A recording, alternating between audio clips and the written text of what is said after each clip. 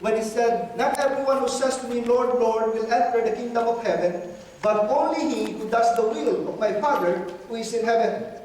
As a pastor, I cannot assume that everybody who attends Champion Life are going to heaven. That would be a dangerous assumption. I need to be careful. The tribe leaders need to be careful. All of us, we need to be aware that we can deceive ourselves into believing that we are Christians when actually we're not. And friends, I don't want you to blame me on Judgment Day when Jesus Christ would say, "I never knew you. Go away from me, you will do." And God would ask, "Who was your pastor, by the way?" You know, that would be a scary question. I would be accountable. And that's why I'd like to share with you this portion of Scripture where we are able to determine what is genuine and what is counterfeit. The Apostle Paul, in his letter to the Philippians, look at his words. He said, "Therefore, my dear brother, my dear friends, as you have always obeyed, not only in my presence, but now much more in my absence," and then look at those words, "continue to work out your salvation with fear and trembling." Did you notice those words? Work out your salvation. Work out. Now, we have a seminar yesterday on the Apollos Project, and you read this grammatically and take note of those prepositions. The Apostle Paul did not say work for your salvation, because if it's work for, that means, friends, you need to work for your salvation. You need to do things, do this and do that, in order to be sure that you're going to heaven. But the Apostle Paul is careful here, and he said, you need to work out your salvation. Salvation has got to be there already, and then you need to work it out. It has to be seen. It has to make a difference in the way we live. In another letter, the Apostle Paul, in 2 Corinthians, look at these words. He said, "Examine yourselves to see whether you are in the faith." Examine yourselves, he said. Test yourselves. Do you not realize that Jesus Christ is in you, unless, of course, you fail the test? Wow. You fail the test. Now, that's scary. I hope we don't examine ourselves on Judgment Day. Even now, we need to examine ourselves and find out if we will pass the test. And so we have entitled our sermon this afternoon, "Your Faith, Authentic or Synthetic?" And so we need to find out, where do we really stand when it comes to our faith, when it comes to salvation. Let's read James chapter 2, 14 to 26. Let's all stand, please, and let's read from this PowerPoint. Let's all stand. And let's read together, start with verse 14. Ready? Read. "If a man claims to have faith but has no deeds, can such faith save him? Suppose a brother or sister is without clothes and daily food. If one of you says to him, 'Go, I wish you well, keep warm and well fed,' but does nothing about his physical needs, what good is it? In the same way, faith by itself, if it is not accompanied by action, is dead. But someone will say, 'You have faith, I have deeds. Show me your faith without deeds, and I will show you my faith by what I do.' You believe that there is one God? Good. Even the demons believe that and shudder.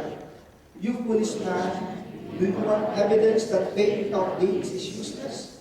Was not our ancestor Abraham considered righteous for what he did when he offered his son Isaac on the altar? You see, that his faith and his actions were working together, and his faith was made complete by what he did. And the scripture was fulfilled that says, Abraham believed God and was credited to him as righteousness, and he was called God's friend. You see that a person is justified by what he does and not by faith alone. In the same way, was not even Rahab the prostitute considered righteous for what she did when she gave lodging to the spies and sent them off in a different direction? As the body without the spirit is dead, so faith without deeds is dead. Let's pray. Our Heavenly Father, we Lord, indeed, as we come before your holy presence, we thank you that we can approach you with confidence because we're coming in the name of your Son, the Lord Jesus Christ.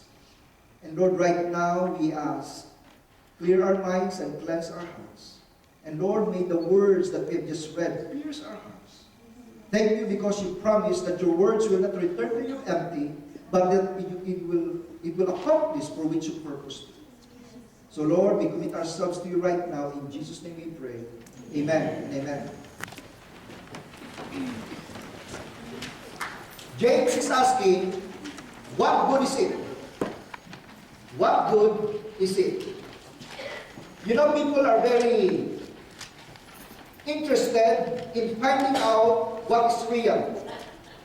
There's a scary situation where there's so much counterfeit in our society today. A lot of goods are being copied today, and that's why some products, in order for people to buy them, they attach some words, like the word real coffee.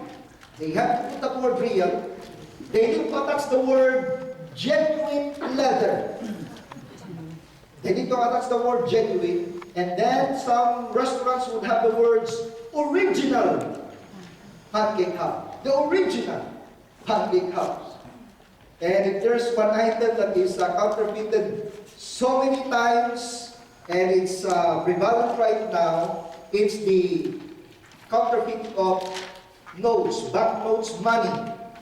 And but how do you know that that bill that you're holding is actually genuine? Look at that. That's polymer plastic, no longer cotton, and it's thin. But so many security measures that they have adopted here. This one here, wow, that's you cannot copy that. And then it changes in color, and then the certain thickness. But then this material. And they found out that the only way you can determine if this is real or not is the ball pen test.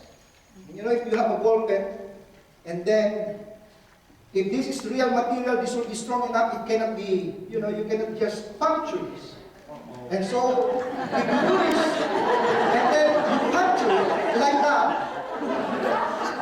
that means something is wrong with this. I don't know where you got this rolling, but there seems to be a problem with this money. Now you can no longer use this. I'm sorry, but you have a counterfeit money. But if this is for real, even if it's punctured, if you really do it that way, then there's no hole there. All right. So it's one thing to be victimized when it comes to money. It hurts when we're victimized. But friends,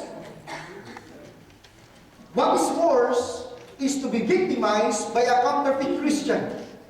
And James in this letter is giving us some security measures how you and I can detect, how we can differentiate the genuine from the counterfeit. And that's why James is asking, what good is it?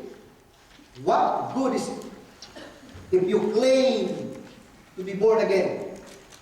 And so James here seems to be asking this question, can a person be saved simply by claiming he is a believer? Would that be enough?